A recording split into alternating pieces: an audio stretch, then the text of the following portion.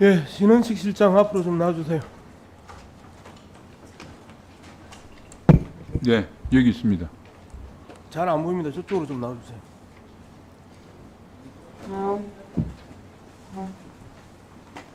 PPT 좀 올려주세요.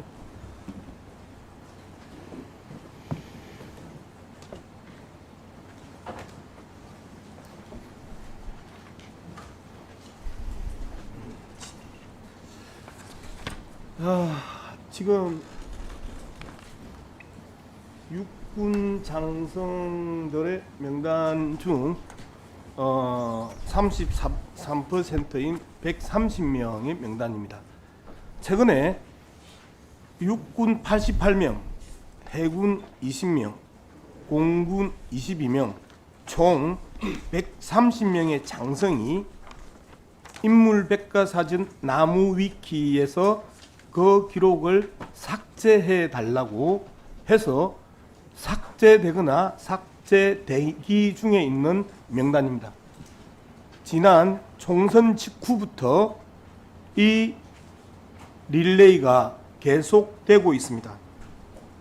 특히 정보 삭제 최초의 시행자가 윤석열 정부의 핵심 군인사로 알려진 충암고 출신 여인영 국군 방첩사령관이고요.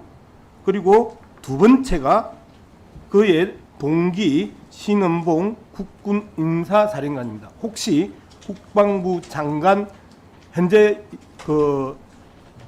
재직 중에 있고 안보실장도 같이 하시는 거죠? 그렇습니다. 나무위키에 삭제하라고 지시한 적이 있으신가요? 아니, 저는 그런 지시한 적 없고 저 사실도 처음 알았습니다. 그렇죠. 네, 저희들이 긴장하고 걱정하는 부분이 바로 이런 부분입니다. 실질적으로 소위 세간에서 이야기되고 있는 충암파 이야기는 들어보셨나요? 뭐 그런 이야기를 국방에서 나왔는데 전혀 근거 없다고 생각합니다. 전혀 근거 없다. 네, 예, 정보 라인들이 다 중앙부 출신인 것은 아시죠? 80명의 장성 중에서 4명인데요. 네. 그 4명이 많은 게 아닌데 네. 그건 억지로 몰아붙인 프레임이라고 생각합니다. 하필이면 다 정보 라인인데요. 정보 라인이라고 우연히 그렇게 될 수도 있는데 그걸 가지고 그렇게 하는 것이야말로 예. 장성들을 오히려 명예를 취소시키는 정치 공세라고 봅니다. 우연일 수 있다. 보직을 하다 보면 적재적소에 사람을 임명하는 것이지 네. 중앙고등학교라고 해서 무슨 정보 라인에 네.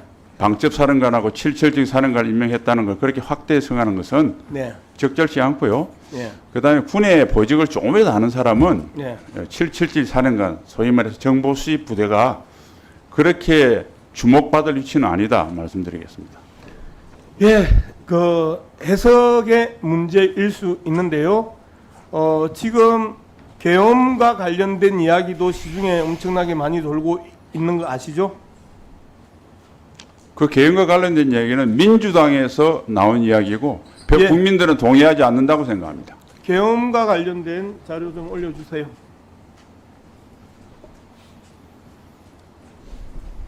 자, 이 계엄과 관련된 내용의 핵심은 뭐냐면요. 두 가지 조건의 충족입니다. 첫 번째, 국민들 간의 갈등을 극대화시켜서 무력 충돌을 유발하는 것. 두 번째는 대북 강경 발언과 북한을 끊임없이 자극하면서 북한의 도발을 유도하는 것. 이렇게 했었을 때 계엄의 두 가지 조건이 충족된다가 박근혜 정부 기무사가 만든 문건입니다. 그런데 최근에 대통령의 광복절 기념사에서 자유민주주의 체제를 위협하는 반국가 세력이 곳곳에서 암약하고 있다라고 이야기를 했죠. 의원님, 저 박근혜 아니, 정부의 잠깐만요. 개헌 문건은 제가 지금 저 질문하고 사실 전혀 있잖아요. 다른 이야기를 지금 하고 계십니다. 제가 지금 질문하고 있잖아요. 천천히 말씀하세요. 왜 광화문을 지르세요? 말씀하십시오. 실장님, 네, 여기 싸우러 오셨어요?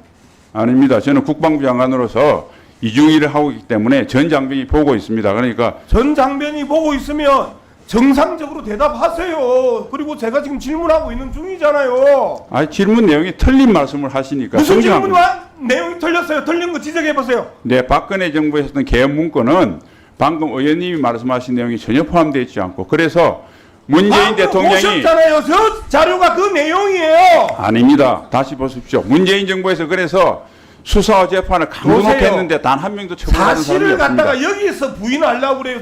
자료를 보여주고 지금 그 자료를 내용 해설을 해서 이야기를 해주는데 그리고 다시 말씀드릴게요.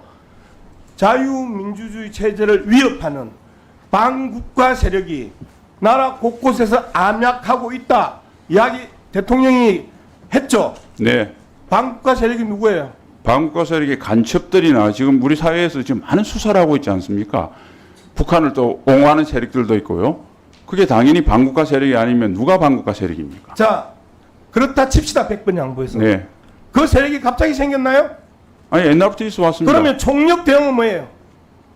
그 세력에 대해서 지금 지난 정부에서 방첩 기능이 무능화되는 바람에 여러 가지 사건이 일어나니까 경각심을 가지고 북한 체제를 옹호하거나 뜬금없이 갑자기 경각심이 생겼어요. 그래서 그동안에 쓰지 않았던 국민 총태세, 총력전 이런 표현을 쓰나요? 표현을 얼마든지 쓸 수 있지 않습니까? 지금 우리 사회에 대통령이 말씀을 하시는 한마디 한마디가 경제와 안보 그리고 국제 정세에 결정적인 영향을 미치는데 표현이라고 지금 말씀하신 거예요?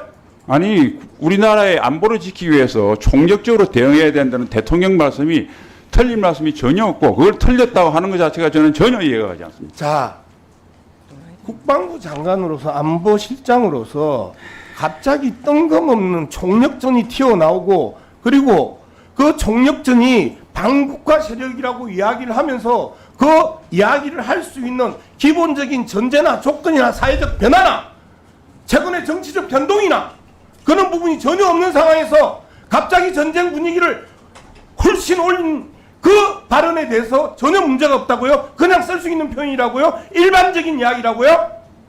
제가 봐서는 의원님께서 그에 대해 총력 대응을 해야 된다는 말씀을 전쟁으로 비유하고 우리 사회 여러 가지 안전 위해 요소에 대해서 오히려 그것을 소홀히 생각하는 게 더 큰 문제라고 생각합니다. 더 큰 문제가 아니고요. 대통령이 불과 일주일 전에 국민들이 먹고 살기 힘든데 무슨 이념 논쟁이냐 그 이야기 하셨어요. 그리고 일주일 뒤에 갑자기 반국가 세력이 곳곳에서 안약하고 있다고 이야기하면서 총력 대응을 이야기했고요. 그리고 북한의 종말을 선언하고 그런 상황에 대해서 장관 입장에서 무슨 환경의 변화나 정세의 변화나 외교상의 변화나 경제적 변화나 급격하게 그런 이야기를 할 수 있는 일주일 만에 변화가 있었을 때 그런 이야기를 할 수 있는 거 아니에요. 그런데 전혀 문제가 없다? 일상적인 문제다? 70년 내내 80년 내내 분단 국가 내내 그러면 그 이야기가 일상적으로 이야기를 해야 되는데 왜 이제까지 2년 동안 안 했어요? 예, 그 이야기를 꾸준히 하셨고요. 네, 정리해 주시고요. 국가의 안전의 위해 요소에 대해서 우리가 관심을 가지고 하는 것은 이념 문제가 아니라 국가의 생존 문제다. 이렇게 이해해 주시면 감사하겠습니다. 국가의 생존 문제 평소에 좀 보면 양문석 의원님, 네, 정리해 주십시오. 네, 수고하셨습니다. 다음은 존경하는 윤건영 의원님.